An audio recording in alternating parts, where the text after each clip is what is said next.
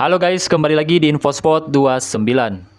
Rasa kecewa, rasa sedih masih bercampur aduk di kalangan penggemar sepak bola Indonesia. Kenapa tidak?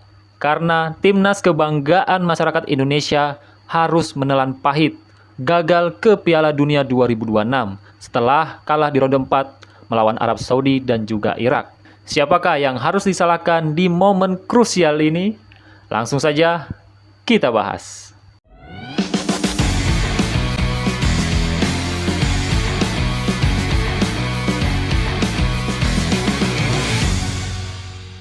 Namun sebelum lanjut, jangan lupa subscribe, like, share, dan komen, dan jangan lupa bunyikan loncengnya agar teman-teman tidak ketinggalan informasi seputar olahraga. Nah, kalau membahas tentang timnas Indonesia, saat ini pasti masih banyak penggemar sepak bola masih kecewa teman-teman ya. Kenapa tidak? Karena satu-satunya jalan menuju Piala Dunia 2026 harus kandas di ronde 4. Kalah melawan Arab Saudi dan juga kalah melawan Irak. Banyak masyarakat Indonesia yang bertanya-tanya kenapa pelatih sebelumnya harus diganti pada saat kualifikasi Piala Dunia sedang berlangsung. Ini sangat beresiko. Benar saja, timnas Indonesia gagal ke Piala Dunia 2026 di ronde 4 ini dengan menelan kekalahan total di dua laga terakhir. Nah, siapakah yang harus disalahkan? Mari kita bahas. Kegagalan Indonesia menembus Piala Dunia 2026 memunculkan banyak pertanyaan. Apakah ini murni karena taktik Patrick Kluivert yang tidak efektif atau karena kurangnya ketajaman lini depan yang gagal memanfaatkan peluang? Sebagian pengamat menilai rotasi pemain yang terlalu sering di sepanjang kualifikasi membuat chemistry squad tidak maksimal. Di sisi lain, keputusan PSSI yang memilih Kluivert dengan gaya sepak bola Eropa dianggap belum sepenuhnya cocok dengan karakter pemain lokal. Tapi ada pernyataan ini kurang tepat teman-teman ya, karena sekarang pemain-pemain timnas Indonesia itu justru banyak dari Eropa, khususnya Belanda. Karena Patrick juga dari Belanda, pemain banyak dari Belanda. Harusnya sudah tidak asing lagi gaya bermainnya teman-teman ya. Namun ada juga yang menilai ini adalah proses alami. Timnas Indonesia kini tengah membangun generasi baru dengan kombinasi pemain diaspora dan talenta lokal muda. Kegagalan ini meski pahit bisa menjadi fondasi untuk masa depan yang lebih matang. Namun, jika target kita adalah Piala Dunia, dan Piala Dunia akan dimulai lagi pada tahun 2030, maka pemain yang saat ini sedang bagus-bagusnya, otomatis umur mereka sudah beranjak naik. Kebanyakan pasti sudah ada di atas 30 teman-teman ya. Ada beberapa emang masih di bawah 30. Tapi seperti Verdong, Tom Haye, Kevin Dix itu sudah di atas 30 pada saat nanti 2030. Bahkan kiper kita yang dua-duanya itu sudah pasti di atas 30. Emil dan juga Martin Paes. Nah, menariknya statistik menunjukkan Indonesia unggul di banyak aspek. Penguasaan bola mencapai 55% dengan total 9 tembakan, lebih banyak dari Irak yang hanya mencatat 7. Namun efektivitas menjadi kunci perbedaan. Irak mencetak 1 gol dari 2 tembakan tepat sasaran, sedangkan Indonesia hanya memiliki 1 tendangan on target sepanjang laga. Intensitas tinggi juga menggambar dari jumlah pelanggaran. Indonesia melakukan 18 kali pelanggaran, sementara Irak hanya 6 saja. Angka ini mencerminkan tekanan mental dan fisik yang dialami para pemain Garuda sepanjang pertandingan. Namun, yang jadi sorotan pertandingan lawan Irak, jelas ada menurut saya sih wasit agak berat sebelah teman-teman ya. Kenapa? Ada beberapa pelanggaran itu menurut saya sangat-sangat fatal. Pertama, oleh Romeni. Oleh Romeni itu sudah menguasai bola dan kita tahu kena pelanggaran teman-teman ya.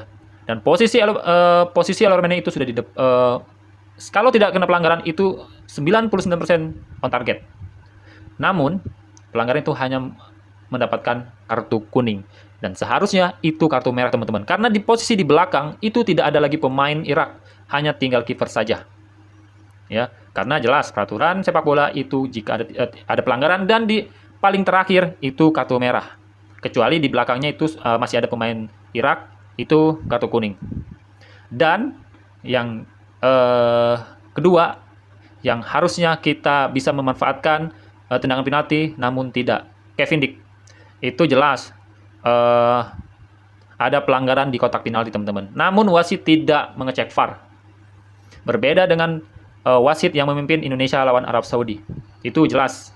Menurut saya sangat-sangat adil. Tapi Indonesia lawan Irak itu berat sebelah. Dan di menit 80 dan bukan, di perpanjangan waktu teman-teman ya. Kita lihat ada pelanggaran, seharusnya tidak pelanggaran oleh Romeni, namun dinyatakan oleh wasit itu pelanggaran. Dan sontak supporter timnas Indonesia yang berada di stadion melempar botol minum ke tengah lapangan. Dan aksi heroiknya adalah Jai Idnes. Dia langsung mendekati para pemain dan menahannya. Itu adalah jiwa mentalitas yang tinggi, jiwa kepemimpinan yang tinggi. Wajar kalau Jai Idnes itu menjadi kapten timnas, teman-teman. Banyak yang menilai kekalahan timnas Indonesia gagal ke Piala Dunia itu murni kesalahan ketua PSSI Erick Thohir. Kesalahan fatal yang pertama adalah kenapa pada saat Sinteyong memimpin timnas Indonesia tiba-tiba di pertengahan jalan harus diberhentikan dan diganti oleh Patrick Kluivert. Banyak isu-isu yang beredar bahwa Indonesia ini, saya tidak bisa menjelaskan di konten ini teman-teman ya, karena agak sensitif kalau mau saya bilang.